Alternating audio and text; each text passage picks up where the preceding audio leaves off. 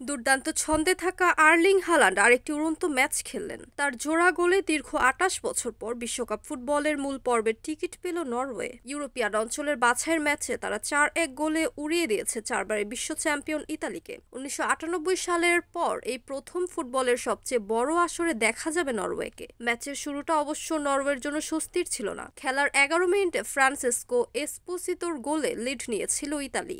বিশ্বকাপের টিকিট পেতে তাদের প্রয়োজন ছিল ৯ গোলের জয়। শুরুতে এগিয়ে যাওয়ার পর হয়তো অভাবনীয় কিছুর আশায় বুক বেঁধেছিল ইতালি। তবে বিরতির পর পাল্টে যায় ম্যাচের চিত্র। দ্বিতীয়ার্ধের ৬৩ মিনিটে অ্যান্তোনিও নুস গোল করে ইতালির সেই লিড শোধ করেন। এরপর ৭৮ ও ৭৯ মিনিটে পরপর ২ গোল করে নরওয়ের জয় নিশ্চিত করে দেন আর্লিং হালান্ড।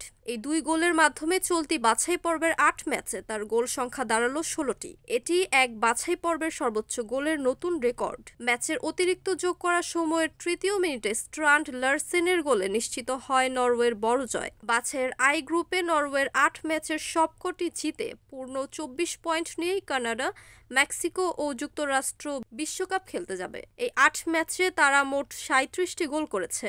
অন্যদিকে নরওয়ের কাছে ২ ম্যাচেই হেরে ১৮ পয়েন্ট নিয়ে ২ নম্বরে থাকা ইতালিকে এবার খেলতে হবে play of.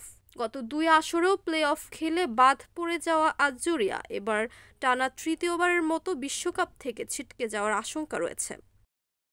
এনএএন TV news desk.